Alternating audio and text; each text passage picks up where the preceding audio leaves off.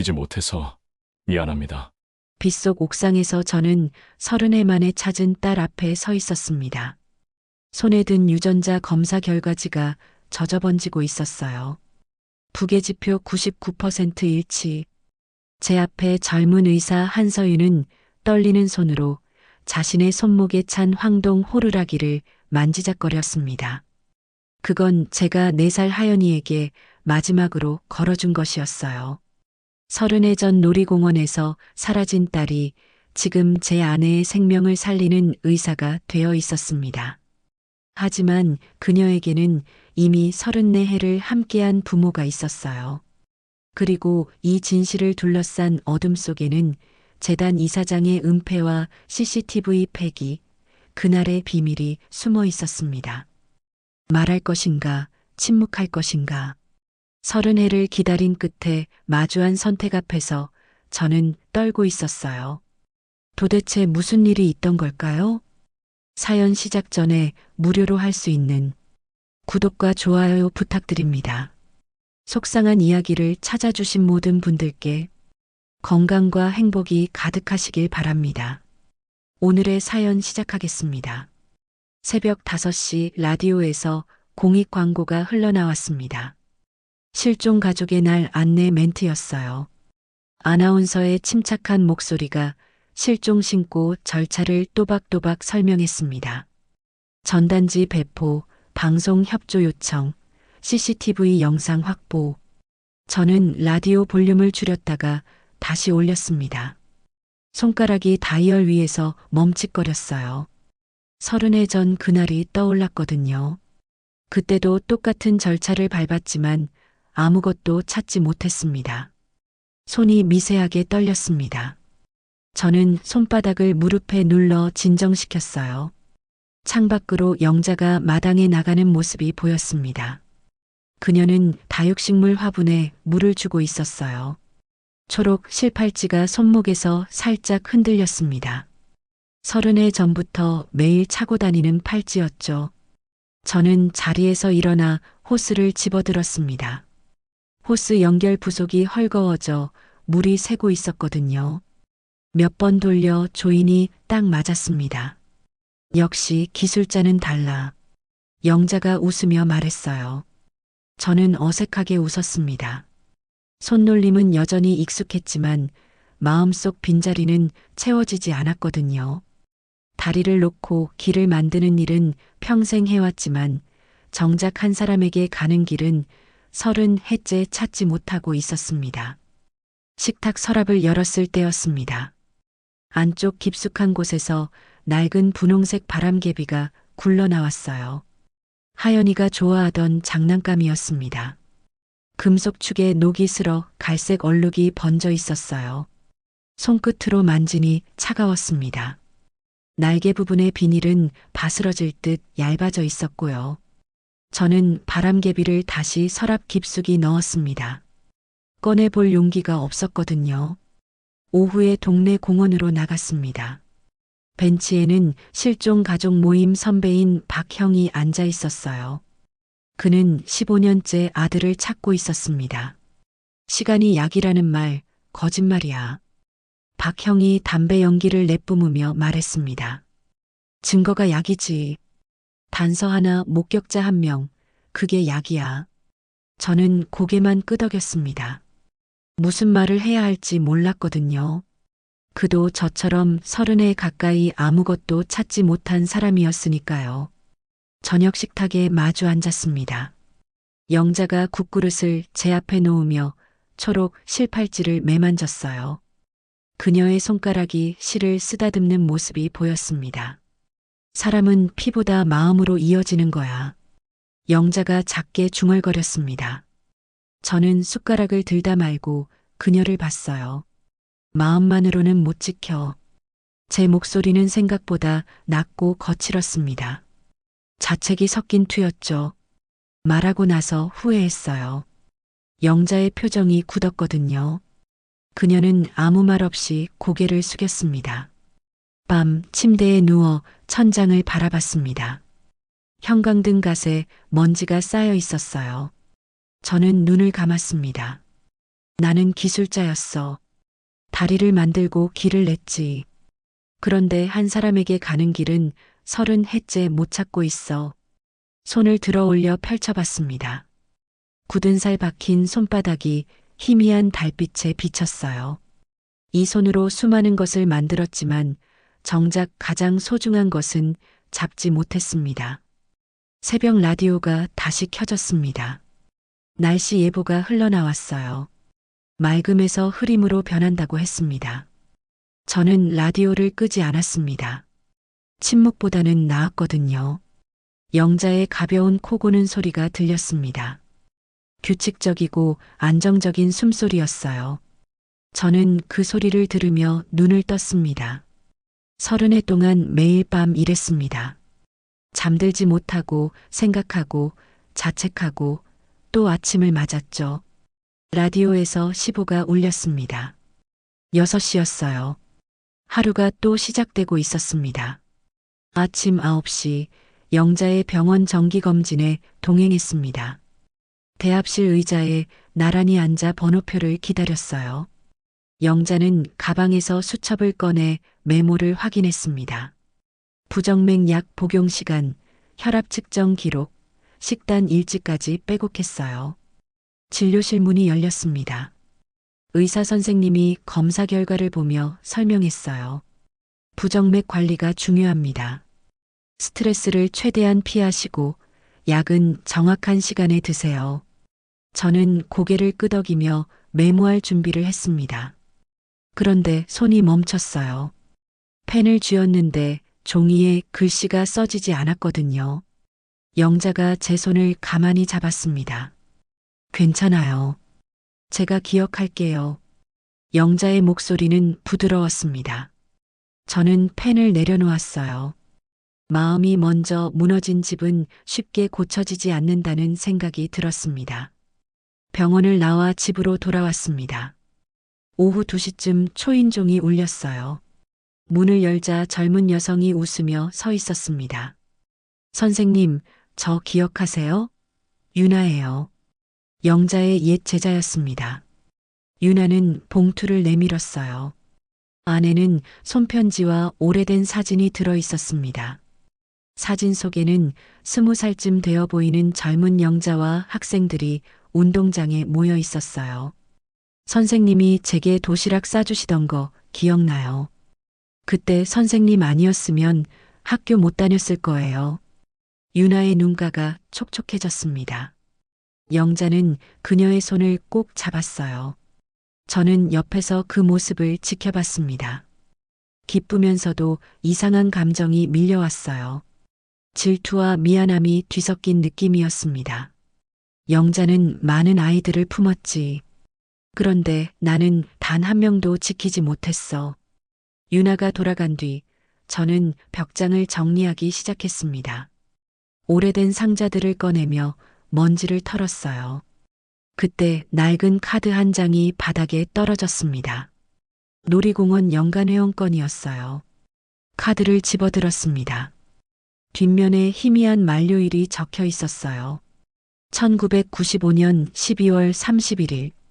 그리고 제 서명이 보였습니다. 30해 전 그날을 위해 미리 만들어둔 카드였죠. 손가락이 카드 모서리를 쓰다듬었습니다. 플라스틱 표면이 거칠어져 있었어요. 저는 카드를 책상 위에 올려놓고 한참 바라봤습니다. 저녁 뉴스 시간이었습니다. 앵커가 새로운 법안 소식을 전했어요. CCTV 보관 기간 준수 의무화에 관한 내용이었습니다. 최소 6개월 이상 보관해야 한다는 규정이었죠. 저는 작업복 주머니를 뒤졌습니다. 오래된 공책이 나왔어요. 30해 동안 모은 단서들이 적혀 있었습니다. 페이지를 넘기다 멈췄어요. CCTV 6개월 보관, 당시 내부 지침? 이라고 적힌 메모가 보였거든요. 영자가 뒤에서 제 어깨에 손을 얹었습니다. 그만해요. 이제 그만 좀 해요. 그녀의 목소리는 지쳐 있었습니다. 저는 공책을 덮었어요. 하지만 속으로 생각했습니다. 그만했다가 잃어버린 게 지금의 우리야. 밤 11시 영자는 먼저 잠들었습니다. 저는 거실로 나와 소파에 앉았어요. 놀이공원 연간회원권 카드를 다시 꺼내 들었습니다. 형광등 불빛 아래서 카드를 이리저리 돌려봤어요.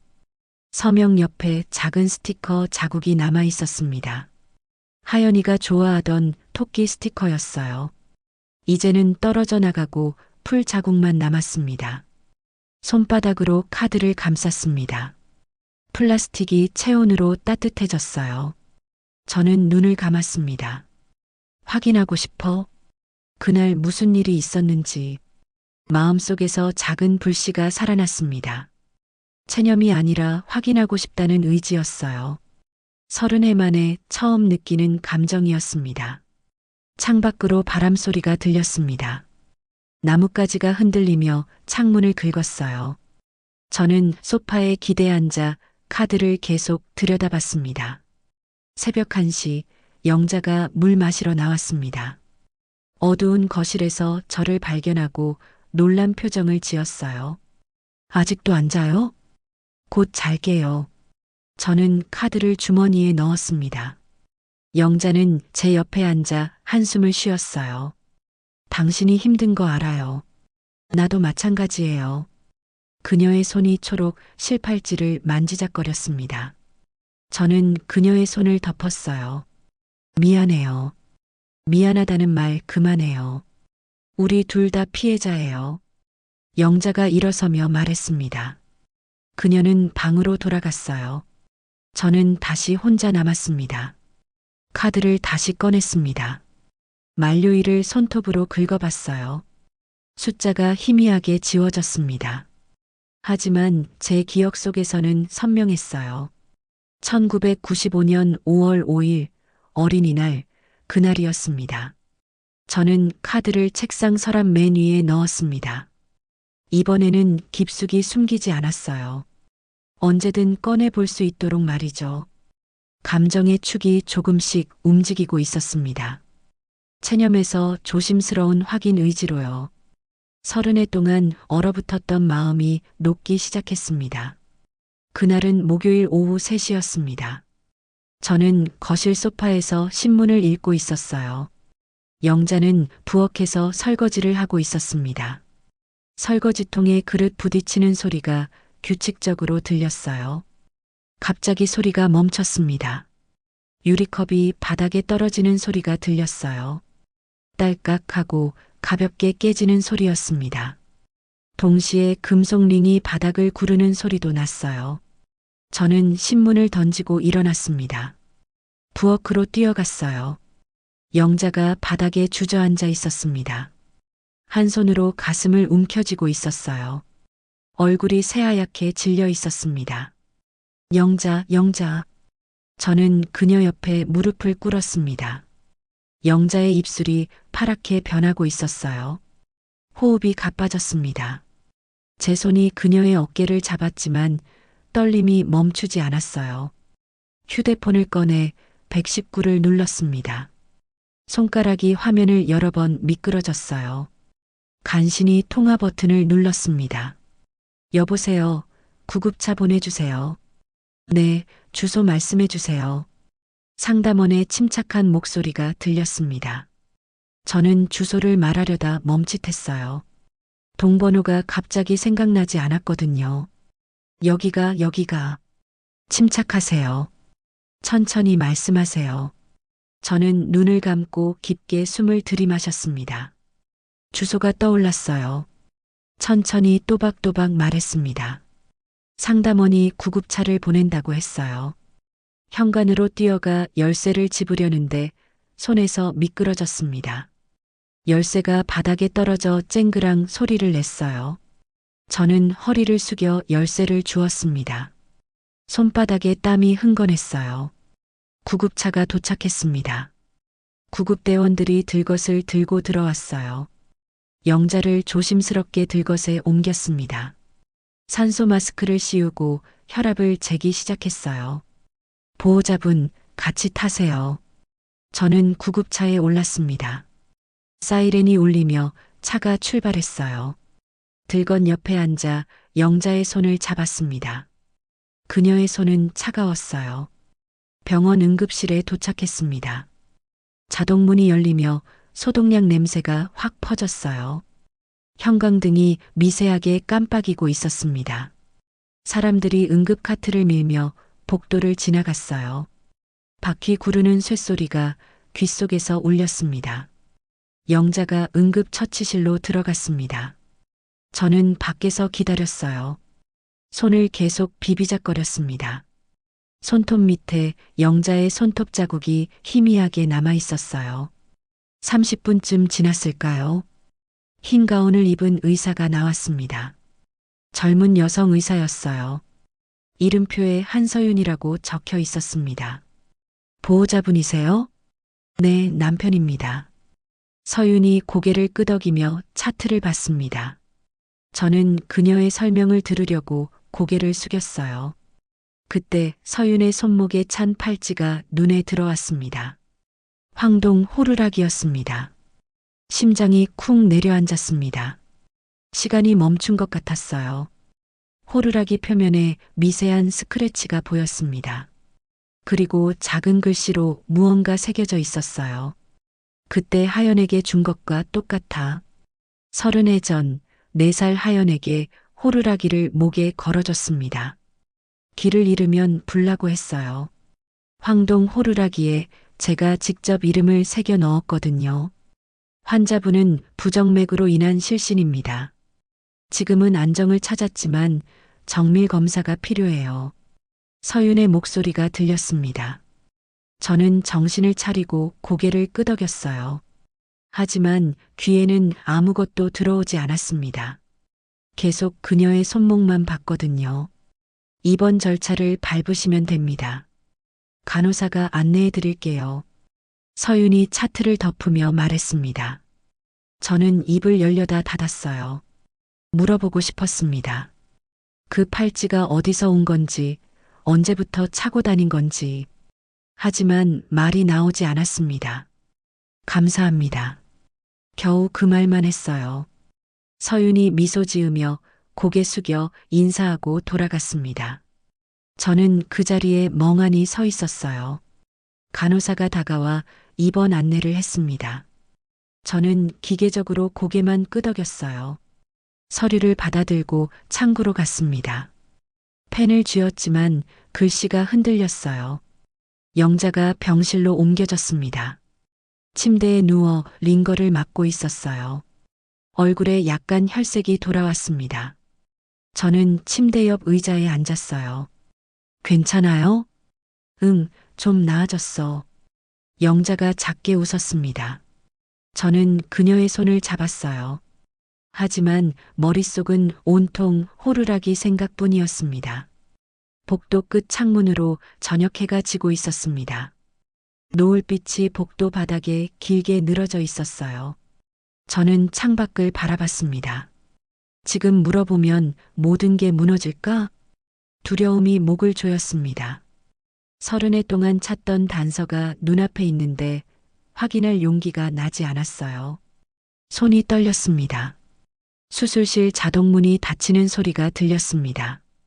문 표면에 제 얼굴이 희미하게 비쳤어요. 초췌하고 겁먹은 표정이었습니다. 저는 눈을 감았습니다. 호루라기 소리가 귓속에서 맴돌았어요. 30해 전 그날 하연이 마지막으로 불었던 소리였습니다. 다음 날 아침 병원 안내 데스크에서 윤리위원회 사무실 위치를 물었습니다. 3층 끝 복도였어요. 저는 계단을 올라갔습니다.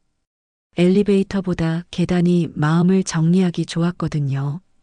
복도 끝 문패에 윤리위원회 간사실이라고 적혀 있었습니다. 노크를 하고 들어갔어요. 중년 남성이 책상에 앉아 서류를 보고 있었습니다. 무슨 일로 오셨습니까? 상담 좀 받고 싶어서요. 환자 보호자와 의료진 사이에 유전자 검사가 가능한지 알고 싶습니다. 간사가 안경을 고쳤으며 저를 봤습니다. 표정이 조심스러워졌어요. 개인정보보호법상 까다로운 부분입니다. 양측 동의가 필요하고요. 그는 파일을 꺼내 보여줬습니다. 법적 절차와 동의서, 양식이 빼곡히 적혀 있었어요. 저는 고개를 끄덕이며 들었습니다. 만약 의료진이 입양하라면요? 간사가 잠시 말을 멈췄습니다. 펜을 탁자에 내려놓았어요. 그렇다면 양부모의 동의도 필요합니다. 법적 보호자니까요. 저는 한숨을 쉬었습니다. 생각보다 복잡했어요. 간사가 물 한 잔을 건네며 말했습니다. 천천히 생각하세요. 이런 일은 신중해야 합니다. 사무실을 나와 응급실 휴게실로 향했습니다. 밤새 그곳에 있기로 했어요. 영자는 병실에서 쉬고 있었고 저는 잠이 오지 않았거든요. 휴게실 자판기 앞에 섰습니다. 커피를 뽑으려고 1,000원짜리 지폐를 넣었어요. 지폐가 말려서 들어가지 않았습니다. 다시 펴서 넣었지만 또 튕겨 나왔어요. 손이 떨렸습니다. 계속 지폐를 넣었다 뺐다 반복했어요. 7번째 시도 끝에 겨우 들어갔습니다. 커피가 덜컹 소리와 함께 나왔어요. 플라스틱 의자에 앉아 커피를 마셨습니다. 뜨거웠지만 맛은 느껴지지 않았어요. 눈을 감자 30해 전 기억이 떠올랐습니다. 1995년 5월 5일 어린이날이었습니다. 놀이공원은 사람들로 가득했어요. 하연이는 분홍색 바람개비를 들고 뛰어다녔습니다. 목에는 황동 호루라기를 걸고 있었어요. 아빠, 저기 회전목마 타요. 하연이가 제 손을 잡아 끌었습니다. 저는 웃으며 따라갔어요. 영자는 벤치에 앉아 가방을 지키고 있었습니다. 회전목마를 타고 내려왔을 때였습니다. 제 휴대폰이 울렸어요. 회사에서 온 전화였습니다. 긴급한 현장 문제라고 했어요. 여보, 잠깐만 받아야겠어. 영자가 고개를 끄덕였습니다.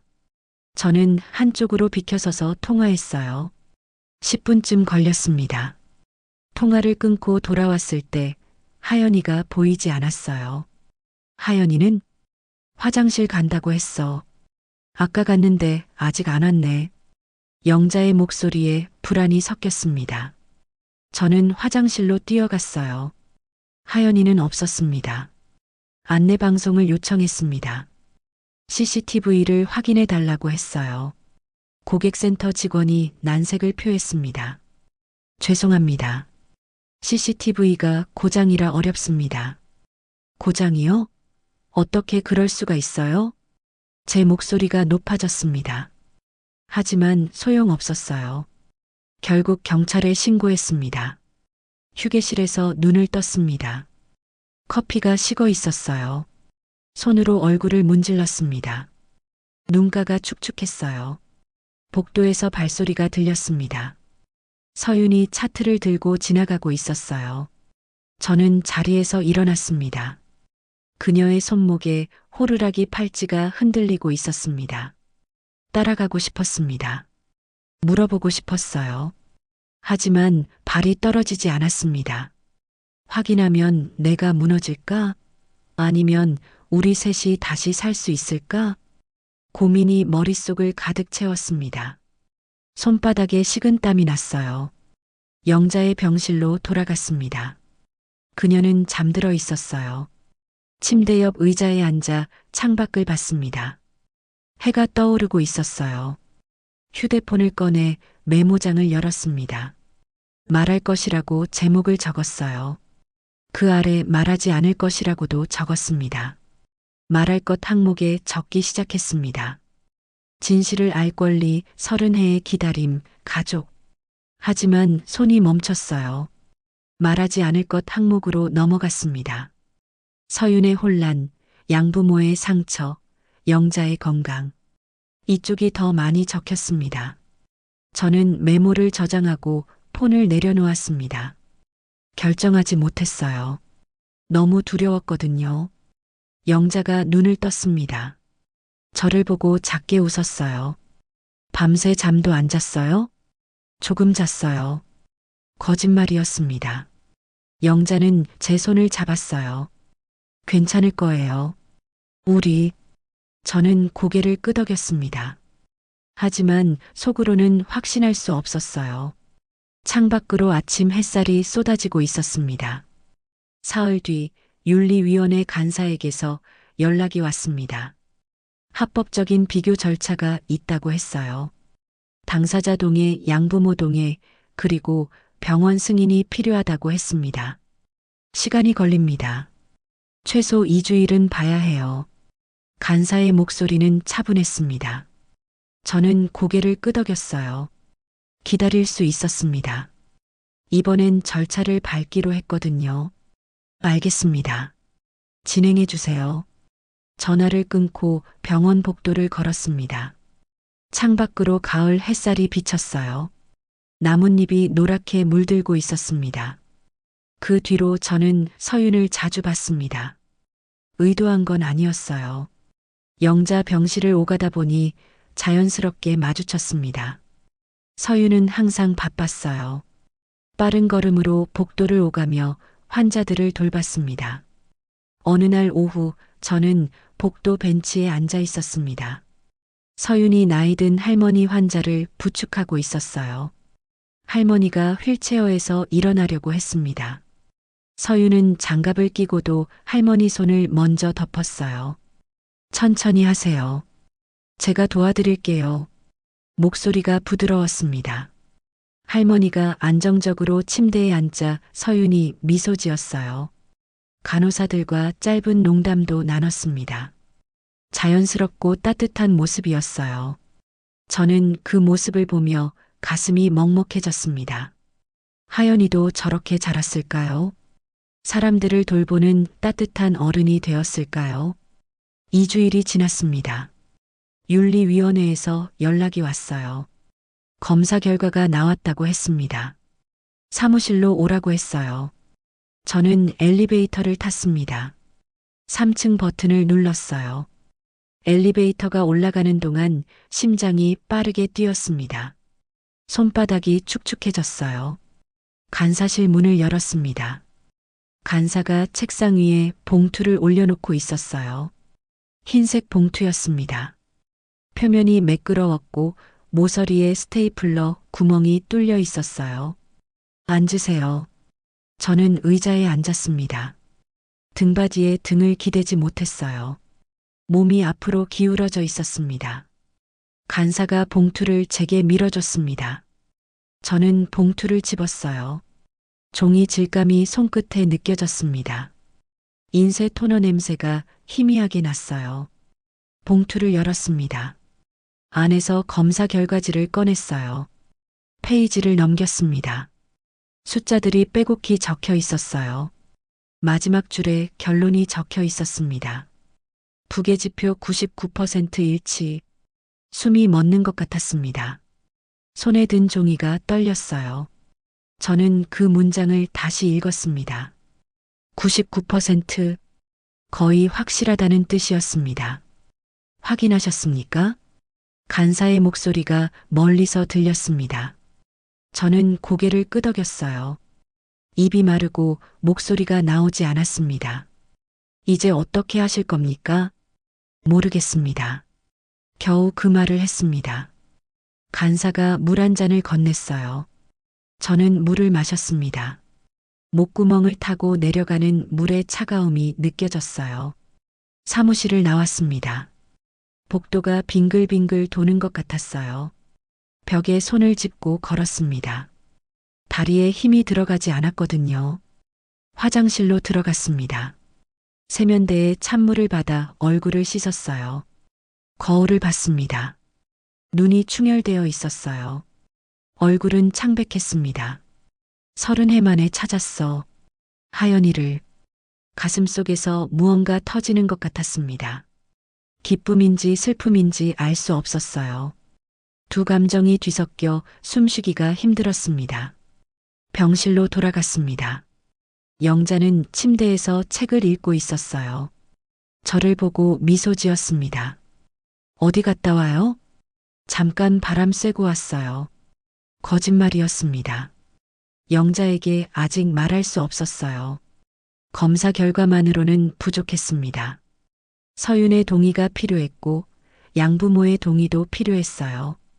저는 창가에 서서 밖을 봤습니다. 병원 주차장에 차들이 늘어서 있었어요. 사람들이 오가고 있었습니다. 평범한 일상이었어요. 하지만 제 세상은 완전히 바뀌었습니다. 휴대폰을 꺼냈습니다. 메모장을 열었어요. 지금 당장 밝힐까? 라고 적었습니다. 그 아래 장단점을 적기 시작했어요.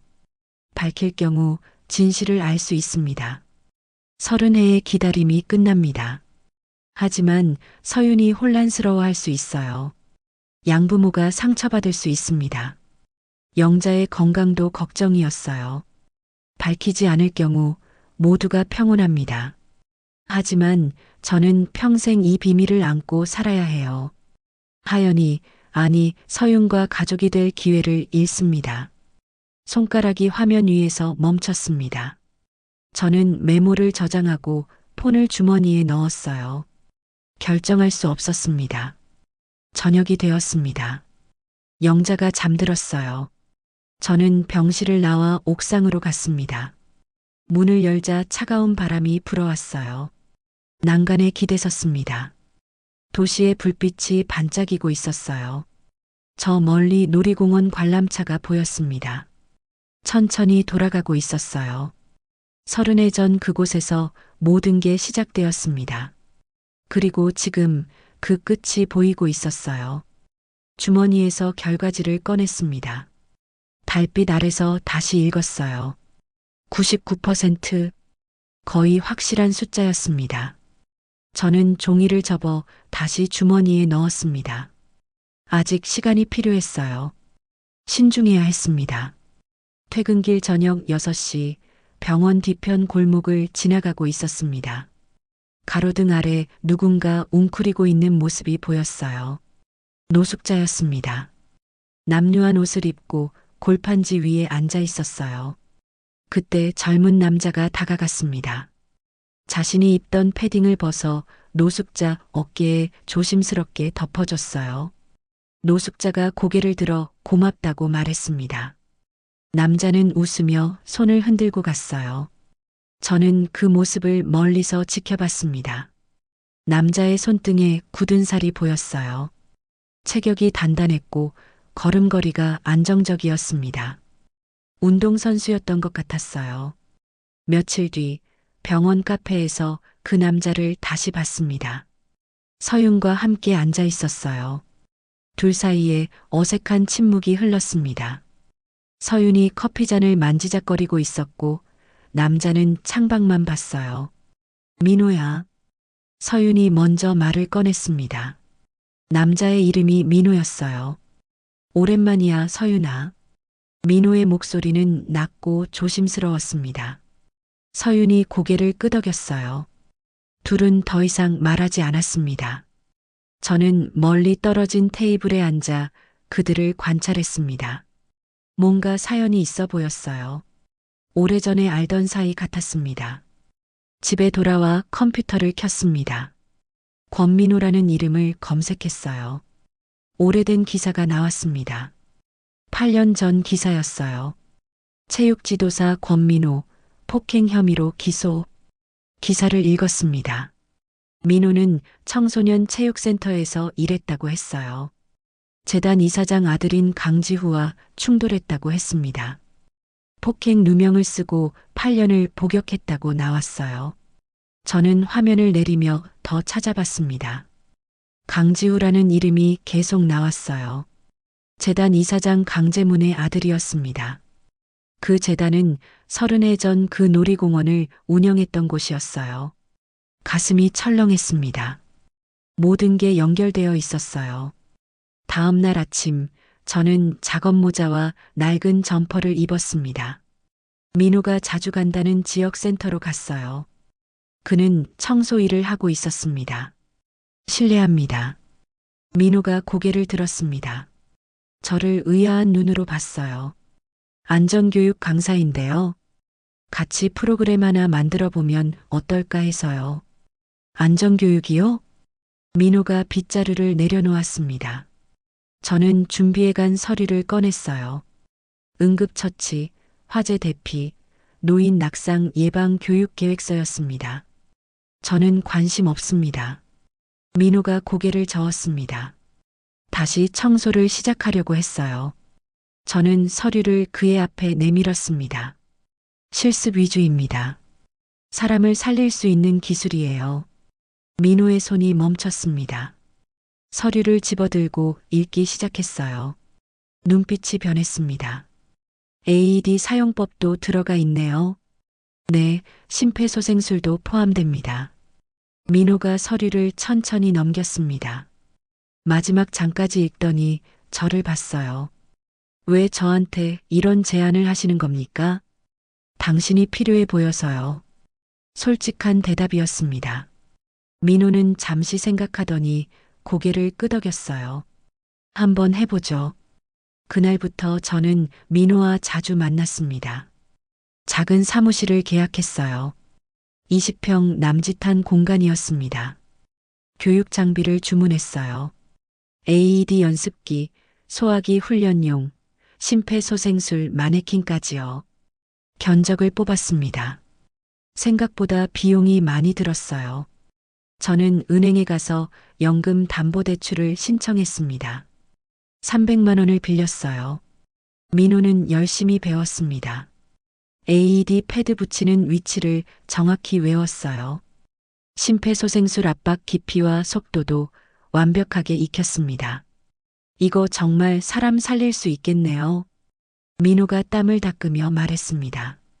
저는 고개를 끄덕였어요. 당신이라면 할 수 있어요. 어느 저녁 병원 주차장에서 서윤과 민호가 다시 마주쳤습니다. 저는 차 안에서 그들을 봤어요. 서윤이 먼저 다가갔습니다. 요즘 뭐해? 안전교육 배우고 있어. 민호가 조심스럽게 대답했습니다. 서윤이 놀란 표정을 지었어요. 안전교육? 너가? 응, 사람 살리는 거 배우고 있어. 서윤의 눈가가 촉촉해졌습니다. 뭔가 말하려다 참았어요. 민호도 말없이 서 있었습니다. 저는 그 모습을 지켜보며 생각했습니다. 저 둘 사이에 무언가 있었어요. 말하지 못한 것들이 공기 중에 떠 있었습니다. 내가 할 수 있는 건 길을 만들어주는 거야. 이번엔 사람에게 가는 길. 차에서 내려 멀리 돌아갔습니다. 두 사람이 대화할 시간을 주고 싶었어요. 집으로 돌아오는 길, 저는 창밖을 봤습니다. 가로등 불빛이 차례로 켜지고 있었어요. 어둠 속에서 길이 보이기 시작했습니다. 30해 동안 저는 다리를 놓고 길을 만들었습니다. 하지만 가장 중요한 길은 만들지 못했어요. 이제는 달랐습니다. 천천히 조심스럽게 사람과 사람 사이에 길을 놓고 있었습니다. 영자가 자고 있는 침대 옆에 앉았습니다. 그녀의 손을 잡았어요. 초록 실팔찌가 손목에서 흔들렸습니다. 저는 그 팔찌를 가만히 바라봤어요. 곧 모든 걸 말해야 할 때가 올 거예요. 하지만 아직은 아니었습니다. 조금만 더 준비가 필요했어요. 토요일 오전 10시, 저는 옛 놀이공원 관리소를 찾아갔습니다. 20년 전 문을 닫은 곳이었어요. 지금은 자료 보관실로 쓰이고 있었습니다. 낡은 건물 입구에 섰습니다. 페인트가 벗겨진 철문이 삐걱거리며 열렸어요. 안으로 들어가자 곰팡이 냄새가 코를 찔렀습니다. 창구에 중년 남자가 앉아 있었습니다. 안경을 쓰고 신문을 보고 있었어요. 무슨 일이십니까? 1995년 5월 분실물 대장을 볼 수 있을까요? 남자가 안경 너머로 저를 봤습니다. 의심스러운 표정이었어요.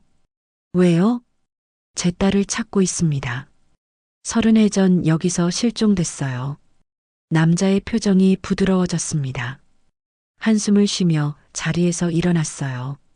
기록이 있을지 모르겠네요. 오래됐거든요. 그는 안쪽 문을 열었습니다. 먼지 쌓인 서가들이 줄지어 있었어요. 상자들이 연도별로 정리되어 있었습니다. 1995년이면 저쪽 끝입니다. 저는 그를 따라갔습니다. 가장 구석진 선반 앞에 멈췄어요. 갈색 박스 여러 개가 쌓여 있었습니다. 박스를 내렸습니다. 먼지가 확 날렸어요. 기침이 나왔습니다. 박스 뚜껑을 열자 서류 뭉치들이 보였어요. 한 장씩 넘겼습니다. 방문자 명단, 민원 접수 기록, 안전점검 일지. 손끝이 종이에 닿을 때마다 바스락 소리가 났어요. 1시간쯤 지났을까요? 얇은 파일 하나가 나왔습니다. CCTV 영상 폐기 승인이라고 적혀 있었어요. 파일을 열었습니다. 결제 문서였습니다. 1995년 6월 15일 자였어요. 하연이 실종된 지 한 달 열흘 뒤였습니다. 결제 라인을 따라 눈을 움직였습니다. 시설팀장, 운영본부장, 그리고 마지막 최종 결제자. 거기 재단 이름이 찍혀 있었어요. 강재문 이사장의 도장이었습니다. 손이 떨렸습니다. 이게 증거였어요. CCTV가 고장이 아니었습니다. 일부러 폐기한 거였어요. 휴대폰을 꺼내 사진을 찍으려고 했습니다. 그때 뒤에서 발소리가 들렸어요. 관리인이었습니다. 뭐 하십니까? 놀라서 휴대폰이 손에서 미끄러졌습니다. 바닥에 떨어지며 액정에 금이 갔어요. 거미줄처럼 퍼진 금이 화면을 덮었습니다. 죄송합니다. 떨어뜨렸네요. 휴대폰을 주었습니다. 화면은 깨졌지만 작동했어요. 서류 사진은 못 찍었습니다. 여기서 사진 촬영은 금지입니다. 관리인이 차갑게 말했습니다. 저는 고개를 끄덕이고 파일을 덮었어요. 하지만 내용은 이미 머릿속에 새겨졌습니다. 관리소를 나왔습니다. 햇빛이 눈부셨어요. 깨진 휴대폰 화면을 들여다봤습니다. 제 얼굴이 일그러져 보였어요. 나는 여전히 서툴러 자책하며 걸었습니다. 하지만 포기하지 않았어요. 증거를 찾았으니까요. 다음 주 월요일 민호와 안전교육센터 사무실 계약을 마무리했습니다. 20평 공간에 장비를 들였어요. AED 연습기, 소화기 훈련용, 심폐소생술 마네킹, 견적서를 다시 확인했습니다. 총 500만 원이 들었어요. 제 연금 담보대출로 300만 원, 남은 200만 원은 제 예금에서 냈습니다. 이렇게까지 해주셔서 감사합니다. 민호가 고개를 숙였습니다. 저는 손을 저었어요. 괜찮아요. 필요한 일이니까요. 사무실 문패를 달았습니다. 생명지킴이 안전교육센터. 민호가 직접 쓴 글씨였어요. 삐뚤빼뚤했지만 정성이 느껴졌습니다. 저녁 영자의 병실로 돌아갔습니다. 그녀는 침대에 앉아 뜨개질을 하고 있었어요. 초록색 실로 무언가 만들고 있었습니다. 뭐 만들어요? 아기 모자. 유나가 곧 출산한대. 영자가 웃으며 말했습니다. 저는 옆에 앉았어요. 그녀의 손놀림을 지켜봤습니다. 바늘이 실을 엮어가며 형태를 만들어냈어요. 그때 서윤이 들어왔습니다. 차트를 들고 있었어요. 환자분 상태 확인하러 왔습니다. 서윤이 영자의 혈압을 재기 시작했습니다. 저는 그녀의 손목을 봤어요. 호루라기 팔찌가 여전히 거기 있었습니다. 심전도 모니터 숫자가 화면에 떴습니다. 서윤이 설명했어요. 이 숫자가 안정 범위 안에 있으면 괜찮습니다. 목소리가 차분했습니다. 저는 모니터를 봤어요. 하지만 숫자는 보이지 않았습니다. 30해 전 기억이 떠올랐거든요. 놀이공원에서도 숫자만 봤습니다. 전화기 화면에 발신자 번호, 시계의 시간, 사람 수. 정작 하연이는 보지 못했어요. 괜찮으세요? 서윤의 목소리가 들렸습니다. 저는 정신을 차렸어요. 네, 괜찮습니다. 서윤이 차트에 기록하고 나갔습니다. 저는 창밖을 봤어요. 해가 지고 있었습니다. 영자가 제 손을 잡았습니다. 무슨 생각해요? 아무것도 아니에요. 거짓말이었습니다. 머릿속은 복잡했어요. CCTV 폐기 문서, 서윤의 호루라기, 강재문 이사장. 모든 조각이 모이고 있었습니다. 하지만 아직 완성되지 않았어요. 더 많은 증거가 필요했습니다. 그리고 무엇보다 서윤에게 말할 용기가 필요했어요. 밤 11시 영자가 잠들었습니다. 저는 복도로 나왔어요. 깨진 휴대폰을 꺼내 화면을 켰습니다. 금간 화면 너머로 메모가 보였습니다. CCTV 폐기 1995년 6월 15일 강제문 결제. 기억해두었던 내용이었어요. 손가락으로 화면을 쓰다듬었습니다. 깨진 유리가 거칠었어요. 이 작은 화면 안에 30회의 진실이 담겨 있었습니다. 저는 휴대폰을 주머니에 넣고 창밖을 봤습니다. 도시 불빛이 반짝이고 있었어요. 어딘가에 답이 있을 거예요. 조금씩 천천히 찾아가고 있었습니다. 수요일 아침 휴대폰이 울렸습니다. 민호였어요. 인터넷에 이상한 글이 올라왔어요. 목소리가 떨리고 있었습니다. 저는 커뮤니티 사이트를 열었어요. 지역 게시판 상단에 글이 고정되어 있었습니다. 정과자 창업 지원 스캔들, 누가 뒤에 있나? 글을 읽었습니다. 민호의 과거가 자극적인 문장으로 적혀 있었어요. 폭행 전과 8년 복역, 그리고 지금 안전교육센터를 운영한다는 내용이었습니다. 댓글이 수백 개 달려 있었습니다. 대부분 비난이었어요. 정과자가 무슨 안전교육, 애들 가르치면 안 되는 거 아니야? 누가 돈 댔는지 밝혀라. 손에서 힘이 빠졌습니다. 휴대폰이 미끄러질 뻔했어요. 오후 2시 교육 예약 취소 전화가 이어졌습니다. 첫 번째는 초등학교였어요. 죄송합니다. 학부모들 반대가 심해서요. 두 번째는 경로당이었습니다. 다른 곳으로 알아보겠습니다. 세 번째, 네 번째, 모든 예약이 취소됐습니다. 민호가 사무실 바닥에 주저앉았어요. 두 손으로 얼굴을 감쌌습니다. 제 잘못입니다. 제가 짐이 됐어요. 목소리가 갈라졌습니다. 저는 그의 어깨에 손을 얹었어요. 아닙니다. 이건 누군가 의도한 겁니다. 글을 다시 읽었습니다. 작성 시간과 말투를 분석했어요. 특정 내부 정보가 포함되어 있었습니다. 민호가 교육센터를 만든 정확한 날짜, 계약한 건물 주소, 익명 계정이었지만 패턴이 보였습니다. 강지우였어요. 틀림없었습니다. 저는 증거를 모으기 시작했습니다. 게시 시간, IP 추적 요청, 비슷한 문체의 다른 글들. 손이 바빠졌어요. 금요일 오후 병원 엘리베이터에 탔습니다. 문이 닫히려는 순간 누군가 손을 내밀었어요. 중년 부부였습니다. 엘리베이터 안이 좁았습니다. 저는 구석으로 물러섰어요. 남자가 여자에게 작게 말했습니다. 서윤이 요즘 힘들어하는 것 같아. 우리가 더 신경 써야지. 여자가 한숨을 쉬었습니다. 저는 그들을 슬쩍 봤어요. 서윤의 양부모였습니다. 최진수와 최미라. 3층에서 내리려는데 미라가 저를 봤습니다. 눈이 마주쳤어요. 혹시 저희 딸 담당 환자분 보호자시죠? 네, 맞습니다. 진수가 다가왔습니다. 표정이 진지했어요. 우리 아이에게 부담 주지 말아주세요.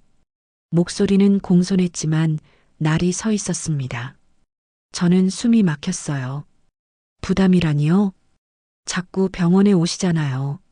서윤이가 신경 쓰인대요. 미라가 덧붙였습니다. 저는 입을 열려다 닫았어요. 변명할 말이 없었습니다. 엘리베이터 문이 열렸습니다. 부부가 먼저 내렸어요. 저는 그 자리에 멈춰 섰습니다. 부모. 그 단어가 가슴을 찔렀습니다. 서윤에게는 이미 부모가 있었어요. 34해 동안 그녀를 키운 사람들이었습니다. 저는 무너지는 느낌이었습니다. 다리에 힘이 들어가지 않았어요. 밤 11시 병원 옥상으로 올라갔습니다. 문을 열자 찬바람이 불어왔어요. 비가 내리기 시작했습니다. 난간을 잡았습니다. 금속이 차갑고 젖어 있었어요. 빗물이 손등을 적셨습니다. 이젠 말해야 하나? 혼잣말이 바람에 흩어졌습니다. 빗소리가 점점 커졌어요. 주머니에서 호루라기를 꺼냈습니다. 30해 전 하연이에게 준 것과 똑같은 호루라기였어요. 예비로 하나 더 만들어뒀던 겁니다. 빗물이 호루라기 표면을 적셨습니다. 황동이 반짝였어요. 귀를 대고 들었습니다. 빗소리 사이로 작은 울림이 들렸어요. 맑은 소리였습니다. 금속이 우는 것 같았어요. 토요일 아침 지역 신문사로 갔습니다. 기자를 만났어요. 30대 중반의 여성이었습니다. 제보하고 싶은 게 있습니다. 서류를 꺼내 펼쳤습니다. CCTV 폐기 문서 내용을 정리한 메모였어요. 강제문 재단의 회계 장부 의심 항목도 적어뒀습니다. 장학금이 다른 곳으로 전용된 정황이 있습니다. 기자가 메모를 읽었습니다. 눈빛이 날카로워졌어요. 증거가 확실합니까? 문서 사본은 없습니다. 하지만 제가 직접 봤어요. 기자가 펜을 두드렸습니다. 잠시 생각하더니 고개를 끄덕였어요. 취재해 보겠습니다. 성함은요? 이름은 빼주세요. 저는 단호하게 말했습니다. 기자가 의아한 표정을 지었어요. 제보자 보호는 당연하지만 나중에 증인이 필요할 수도 있습니다. 그때 가서 생각하겠습니다. 기자가 명함을 건넸습니다. 저는 주머니에 넣고 신문사를 나왔어요. 해가 중천에 떠 있었습니다. 구름이 빠르게 움직이고 있었어요. 비가 그치고 맑아지려는 참이었습니다. 병실로 돌아왔습니다. 영자가 창가에 서서 밖을 보고 있었어요. 저를 보고 돌아섰습니다. 어디 갔다 와요? 볼일 좀 봤어요. 영자가 제 손을 잡았습니다. 손이 따뜻했어요. 당신 무슨 일 있죠? 목소리가 조심스러웠습니다. 저는 고개를 저었어요. 아무 일 없어요. 거짓말이었습니다. 영자는 더 묻지 않았어요. 하지만 그녀의 눈빛이 말하고 있었습니다. 알고 있다고. 저녁 6시 복도에서 서윤을 마주쳤습니다. 그녀가 먼저 말을 걸었어요. 환자분 상태 좋아지셨어요. 곧 퇴원 가능할 겁니다. 감사합니다. 서윤이 미소 지었습니다. 손목의 호루라기가 형광등 아래서 반짝였어요. 저는 그것을 보다가 눈을 돌렸습니다. 선생님, 제가 불렀습니다. 서윤이 걸음을 멈추고 돌아봤어요. 네, 입이 열렸다 닫혔습니다. 말하고 싶었어요. 하지만 용기가 나지 않았습니다. 아닙니다. 수고하세요. 서윤이 고개를 끄덕이고 갔습니다.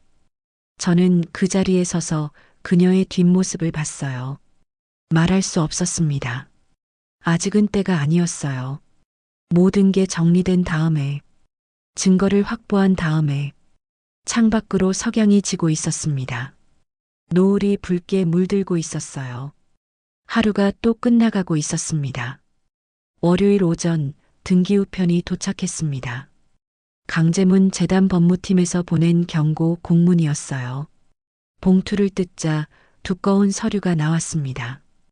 허위사실 유포에 대한 법적 조치 예고. 손이 떨렸습니다. 서류를 읽었어요.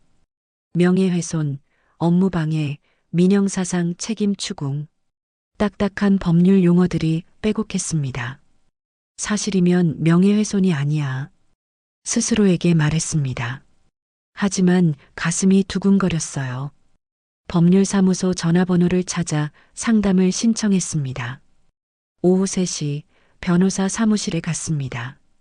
50대 남자 변호사가 서류를 검토했어요. 안경을 벗고 저를 봤습니다. 증거가 약합니다. 직접 본 문서 사본도 없고 사진도 없죠. 하지만 제가 확실히 봤습니다. 변호사가 한숨을 쉬었습니다. 법정에서는 기억만으로 부족합니다. 물증이 필요해요. 저는 주먹을 쥐었습니다. 손톱이 손바닥을 파고들었어요. 위험 수위는 어느 정도입니까? 재단이 정말 고소하면 힘듭니다. 하지만 대부분은 경고로 끝나요. 변호사가 명함을 건넸습니다. 저는 주머니에 넣고 사무실을 나왔어요. 수요일 오전 윤리위원회에서 연락이 왔습니다. 브리핑이 있다고 했어요. 간사실로 갔습니다. 간사가 파일을 펼쳐 놓았어요. 친자 가능성 1차 확인이 완료됐습니다. 99% 일치해요. 저는 고개를 끄덕였습니다. 이미 알고 있던 내용이었어요. 하지만 공개는 다른 문제입니다. 한서윤 선생 본인 동의가 필요하고 양부모님 동의도 필요해요. 간사가 조심스럽게 말했습니다. 절차를 존중하겠습니다. 제가 말했습니다. 이번에는 제대로 하고 싶었어요. 30해 전처럼 실수하고 싶지 않았습니다. 시간이 걸릴 겁니다. 신중하게 접근해야 해요. 간사가 서류를 정리하며 덧붙였습니다. 저는 사무실을 나와 복도를 걸었어요. 그날 저녁 영자의 상태가 갑자기 나빠졌습니다. 심전도 모니터에서 경고음이 울렸어요. 삐, 삐, 삐. 규칙적이던 소리가 불규칙해졌습니다. 산소 포화도 숫자가 깜빡였습니다. 98에서 95로 다시 92로 계속 떨어졌어요. 간호사들이 달려왔습니다. 서윤도 뛰어왔어요. 영자의 손목을 잡고 맥박을 확인했습니다. 산소 올려요. 심전도 다시 찍고요. 서윤의 목소리가 빨라졌습니다. 저는 침대 옆에 서서 영자를 봤어요.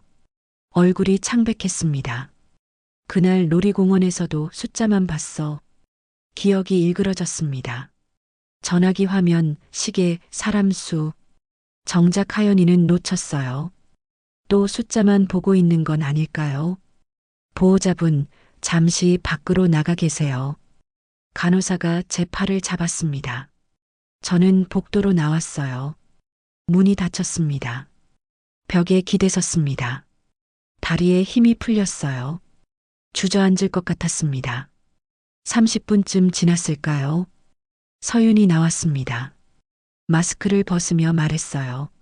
안정됐습니다. 일시적인 부정맥이었어요. 저는 안도의 한숨을 쉬었습니다. 서윤이 제 어깨를 가볍게 두드렸어요. 괜찮으실 거예요. 목소리가 따뜻했습니다. 저는 고개를 끄덕였어요. 눈시울이 뜨거워졌습니다. 금요일 밤 10시 민호에게 전화가 왔습니다. 야간 순찰 중에 할아버지가 쓰러졌어요. 심정지였어요. 목소리가 떨렸습니다. 어떻게 했어요? AED 썼어요. 배운 대로 했어요. 민호가 숨을 고르며 말했습니다. 살렸어요. 구급차 올 때까지 버텼어요. 저는 눈을 감았습니다. 가슴이 뜨거워졌어요. 잘했어요. 다음 날 그 소식이 SNS에 올라왔습니다. 현장 AED 사용 로그와 함께 민호 이야기가 퍼졌어요. 댓글이 달리기 시작했습니다. 영웅이네. 이런 사람이 필요해. 정과는 중요하지 않아. 하지만 동시에 악플도 있었습니다. 쉬하는 거 아니야. 이미지 세탁. 누가 시킨 거지. 민호가 사무실에서 휴대폰을 보고 있었습니다. 표정이 어두웠어요. 사람들은 믿지 않아요. 믿는 사람도 있어요. 그걸로 충분해요. 제가 말했습니다. 민호가 고개를 들었어요. 눈빛이 조금 밝아졌습니다. 토요일 밤 11시 병원 주차장을 걷고 있었습니다. 어두운 구석에서 누군가 다가왔어요. 남자 둘이었습니다. 잠깐만요. 한 남자가 제 앞을 막았습니다. 덩치가 컸어요. 저는 뒤로 물러섰습니다. 괜히 묵은 일 파지 마세요. 다른 남자가 낮은 목소리로 말했습니다. 저를 밀쳤어요. 몸이 차에 부딪혔습니다. 누구 시킨 겁니까? 제가 물었습니다. 손이 떨렸지만 목소리는 떨리지 않게 했어요. 알 필요 없어요. 그냥 조용히 지내세요. 남자가 다시 한번 밀었습니다. 저는 비틀거렸어요. 주머니에서 휴대폰을 꺼내 녹음 버튼을 눌렀습니다. 경고했어요. 남자들이 돌아섰습니다. 어둠 속으로 사라졌어요. 저는 그 자리에 서서 숨을 고르며 녹음을 멈췄습니다. 발걸음이 흔들렸지만 멈추지 않았습니다. 주차장을 빠져나와 병원으로 돌아갔어요. 복도 형광등이 깜빡이고 있었습니다. 저는 벤치에 앉아 휴대폰을 들여다봤어요. 녹음 파일이 저장되어 있었습니다. 재생 버튼을 눌렀습니다. 남자들의 목소리가 들렸어요. 괜히 묵은 일 파지 마세요. 증거였습니다. 작은 증거지만 있는 게 없는 것보다 나았어요. 창밖으로 달이 떠 있었습니다. 구름이 달을 가렸다가 다시 드러냈어요. 저는 하늘을 올려다봤습니다. 사방이 조여오고 있었습니다. 법적 경고, 영자의 건강, 양부모의 경계, 주차장 협박. 하지만 저는 멈출 수 없었어요. 30해를 기다렸습니다. 이제 끝을 봐야 했어요. 휴대폰을 주머니에 넣고 일어섰습니다. 영자의 병실로 향했어요. 복도가 길게 느껴졌습니다. 하지만 발걸음은 멈추지 않았습니다. 한 걸음 한 걸음 앞으로 나아갔어요. 화요일 새벽 3시 간호사가 병실 문을 열었습니다. 저는 의자에서 깜빡 졸고 있었어요. 보호자분, 환자분 상태가 안 좋아요. 순간 정신이 번쩍 들었습니다. 영자를 봤어요. 얼굴이 창백했습니다. 호흡이 불규칙했어요. 응급수술 준비합니다. 서윤이 달려왔습니다. 간호사들과 함께 침대를 밀기 시작했어요. 바퀴 소리가 복도에 울렸습니다. 같이 가시면 안 됩니다. 여기서 기다리세요. 간호사가 제 어깨를 잡았습니다. 저는 복도에 멈춰 섰어요. 수술실 문이 닫혔습니다. 빨간 불이 켜졌어요. 수술 중 두 글자가 눈에 들어왔습니다. 저는 문 앞 의자에 앉았어요. 아니, 앉으려고 했지만 맨바닥에 주저앉은 것 같았습니다. 형광등이 위에서 내려다봤습니다. 빛이 너무 밝았어요. 제 그림자가 바닥에 길게 늘어져 있었습니다.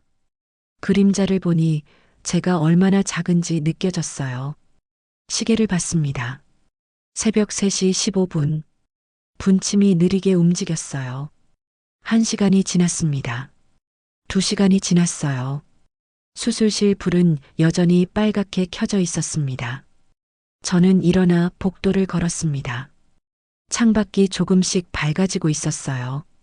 새벽이 오고 있었습니다. 영자, 버텨줘. 속으로 되뇌었습니다. 손을 모았어요. 기도 같은 걸 했습니다. 5시가 되었습니다. 수술실 문이 열렸어요. 서윤이 나왔습니다. 마스크를 벗으며 저를 봤어요. 수술은 성공적이었습니다. 무릎에서 힘이 빠졌습니다. 벽에 기댔어요. 하지만 일주일 정도 중환자실에 계셔야 합니다. 상태를 지켜봐야 해요. 서윤의 목소리가 조심스러웠습니다. 저는 고개를 끄덕였어요. 말이 나오지 않았습니다. 영자가 중환자실로 옮겨졌습니다. 유리창 너머로 그녀가 보였어요. 링거와 산소 마스크에 연결되어 있었습니다. 저는 유리에 손을 댔습니다. 차갑고 딱딱했어요. 영자는 멀리 있었습니다. 그날 저녁 저는 옥상으로 올라갔습니다. 비가 내리고 있었어요. 차가운 빗줄기가 얼굴을 때렸습니다. 주머니에서 흰 봉투를 꺼냈습니다. 유전자 검사 결과지였어요. 비에 젖기 시작했습니다. 이제 말해야 하나? 손이 떨렸습니다. 봉투가 흔들렸어요. 휴대폰을 꺼냈습니다. 서윤에게 문자를 보냈어요. 옥상으로 올라와 주세요. 드릴 말씀이 있습니다. 30분쯤 지나 옥상 문이 열렸습니다. 서윤이 우산을 쓰고 올라왔어요. 무슨 일이세요? 저는 입을 열었습니다. 하지만 목이 잠겼어요. 침묵이 흘렀습니다. 서윤이 제 손에 든 봉투를 봤습니다. 비에 젖어 축축해진 봉투였어요. 그 팔찌, 제가 말했습니다. 서윤이 손목을 봤어요. 황동 호루라기가 빗물에 젖어 반짝였습니다. 어디서 보셨어요? 서윤이 물었습니다. 목소리가 떨렸어요. 저는 봉투를 그녀에게 건네려고 했습니다. 그런데 손이 미끄러졌어요. 봉투가 바닥에 떨어졌습니다. 비가 종이를 적셨어요. 서윤이 허리를 숙여 봉투를 주었습니다. 천천히 열었어요. 결과지를 꺼내 펼쳤습니다.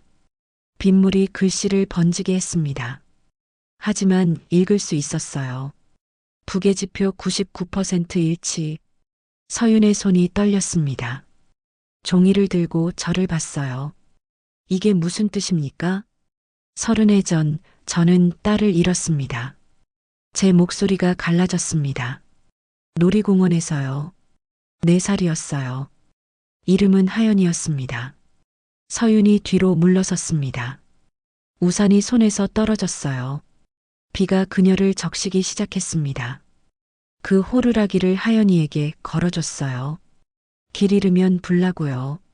저는 주머니에서 똑같은 호루라기를 꺼냈습니다. 예비로 만들어뒀던 거였어요. 이 순간을 30해 동안 상상했습니다. 눈물이 빗물과 섞였습니다. 그런데 한 번도 제대로 상상하지 못했어요. 서윤이 제자리에 서 있었습니다. 종이를 쥔 손이 하얗게 질렸어요. 입술이 파르르 떨렸습니다. 멀리서 누군가 노래를 불렀습니다. 섬지박이었어요. 낮은 허밍이었습니다.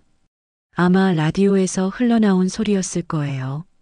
저는 노랫말 없이 멜로디만 따라 속삭였습니다. 영자가 하연이에게 불러주던 노래였어요. 서윤의 눈에서 눈물이 흘러내렸습니다. 빗물인지 눈물인지 구별할 수 없었어요. 저는 호루라기를 그녀의 손에 올려놓았습니다. 차가운 금속이 그녀의 손바닥에 닿았어요. 미안합니다. 제가 말했습니다. 지키지 못해서요. 서윤이 호루라기를 꽉 쥐었습니다. 고개를 떨궜어요. 어깨가 떨렸습니다. 빗소리만 들렸습니다. 옥상 바닥에 빗방울이 부딪히는 소리, 배수구로 물이 흘러가는 소리. 저는 한 걸음 뒤로 물러섰습니다. 더 이상 말할 수 없었어요. 서윤이 고개를 들었습니다. 눈빛이 흔들리고 있었어요. 병원 불빛이 그녀의 눈에 반사되었습니다. 저는 서윤이 입을 열었습니다. 하지만 말을 잇지 못했어요. 저는 기다렸습니다. 빗속에서, 침묵 속에서 이 순간이 끝이었습니다. 동시에 시작이기도 했어요. 30해의 기다림이 여기서 멈췄습니다. 앞으로 무슨 일이 일어날지 알 수 없었어요. 서윤이 저를 받아들일지 거부할지. 하지만 이제 진실은 밝혀졌습니다. 비가 계속 내렸습니다. 하늘에서 우리 사이로 끝없이 내렸어요. 서윤의 손 안에서 2개의 호루라기가 빗물에 젖어 반짝였습니다. 하나는 30해를 함께한 것, 하나는 30해를 기다린 것. 저는 그녀를 바라봤습니다. 제 딸을, 의사 선생님을, 34해를 살아온 한 사람을. 병원 창문에서 불빛이 새어나왔습니다. 어둠 속에서 작은 빛들이었어요. 그 빛 아래 우리는 서 있었습니다. 오늘의 사연 이야기 어떠셨나요? 마음에 와닿으셨다면 소중한 주변 분들에게 공유해 주세요. 구독과 좋아요로 응원해 주시고 항상 건강하시고 행복하세요.